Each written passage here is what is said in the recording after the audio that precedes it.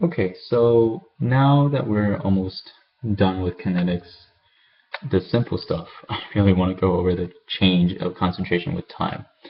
Now, for first order reaction, the rate doubles as the concentration of a reactant doubles. Therefore, we can write the differential rate law, which means that the rate equals the negative delta of the concentration of A over the delta T. So, in other words, what we can do is we can do this. Rate equals negative delta A over delta T, and then it's just A. Alright, check that out, guys. Pretty easy, right? Okay, here's the part that's not easy. Integrating. Why do we integrate? A lot of people get confused. Well, it's because with integration, we can form a complete, or not complete, but a straight slope, basically. So what we're going to do is we're going to integrate. Now, you don't really have to understand what integration means. It's just, you'll learn about it in calculus. But the most important part is that you understand this formula. And really, you don't necessarily have to understand it. You just have to understand what it represents.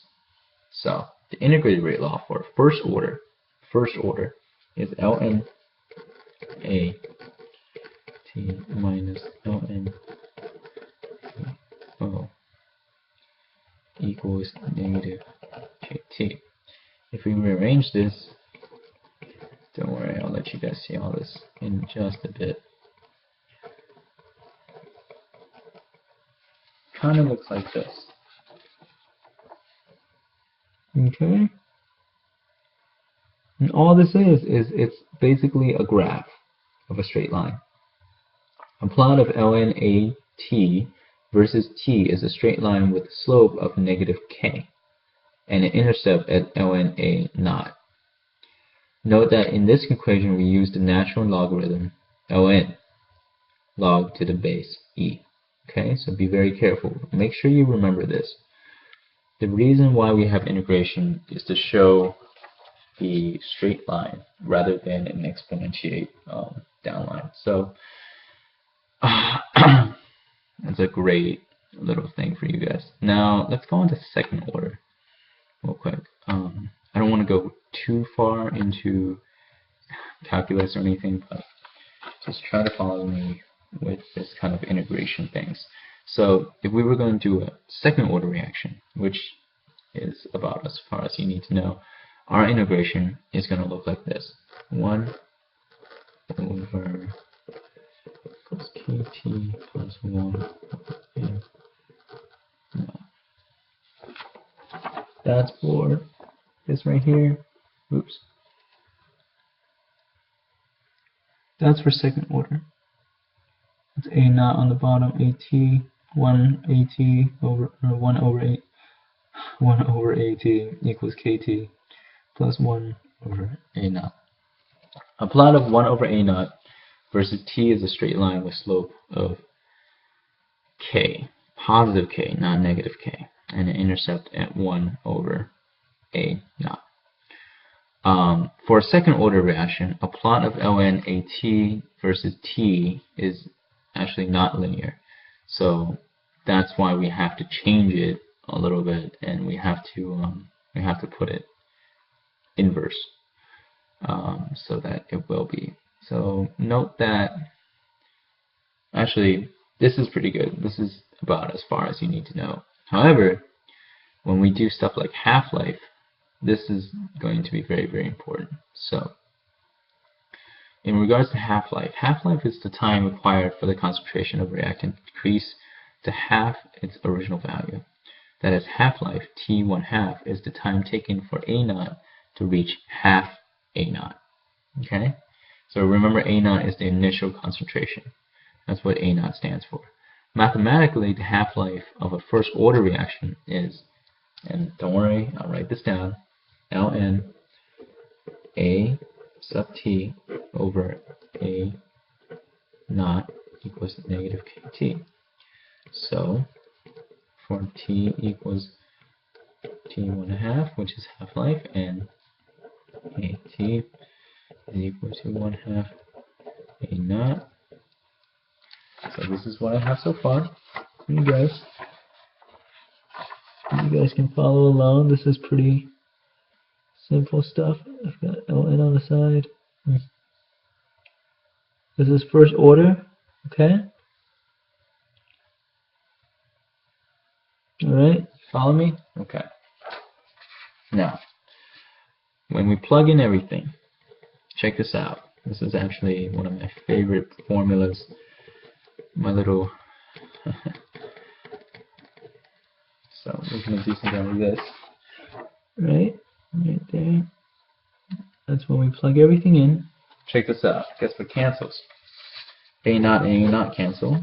We really only have Ln 1/2 equal to negative K T of 1/2. Now our half-life is just Ln of 1/2, which is 0.693 over K. Because, well, you have to understand that Ln of 1/2 is a negative number. So a negative and a negative cancels out. So it's really just 0.693 over K.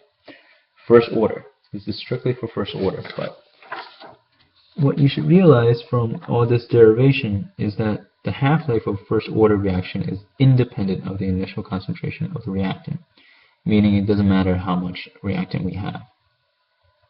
Okay? Now, I don't want to do the whole derivation for the second order, but basically what you have is T1/2 1 naught. So when you have that multiple choice question asking differentiate half-lives between a first order and a second order, take a look at your A naught. It is dependent right here, right? Right here. There's your A naught right there. Okay? Half-life of second order reaction is dependent on the initial concentration of reactant. Now, let's talk about temperature and rate real quick, okay? Most reactions speed up as temperature increases. The higher the temperature, the faster reaction. As temperature increases, the rate will also increase. So how is the relationship between temperature and rate reflected in the rate expression? The rate law has no temperature term in it, as you can remember. So the rate constant must depend on temperature.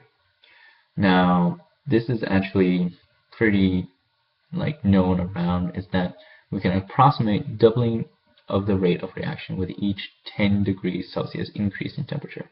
So once again, it doesn't have any effect on concentration. It's just a rate constant that increases exponentially because of temperature.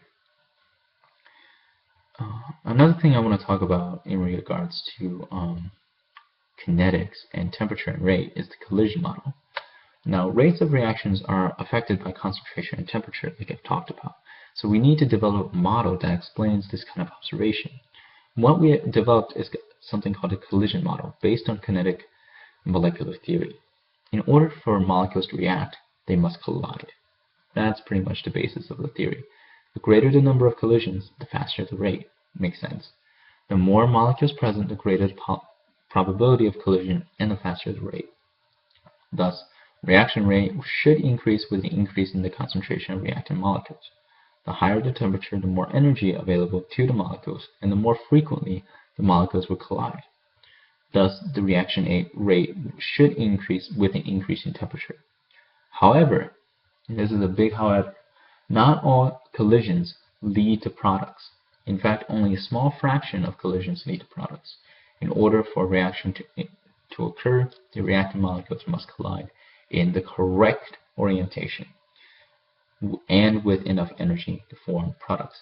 So it's kind of like a puzzle if you think about it that way. You have a bunch of puzzle pieces colliding with each other, and if they don't collide in the right way, they collide in the wrong way, or they collide with not enough energy for them to glue together, then no products are going to be formed.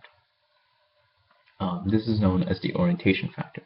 The orientation of a molecule during collision can have a profound effect on whether or not a reaction occurs. So a really good example for this is Cl plus NaCl yielding NaCl2. The only thing you really have to understand about this is that when chlorine collides with NaCl, the products are Cl2 and NO. But if the Cl collides with the O of the NaCl, no products are formed. So it just means that there's a particular orientation to how how products are formed. Alright, so let's talk about activation energy. Activation energy kind of goes hand in hand. That's the energy required, or the minimum energy required, to initiate a chemical reaction. So if we can consider the rearrangement of, you know what, I kind of don't want to go into too much of it, but just remember that the species at the top of the barrier is called the activated complex, or the transition state. That's the state where, you know, it's at highest energy. And something that is at high energy is not stable. So that means the higher energy it is, the more likely it's going to want to come down. That's exactly what happens. So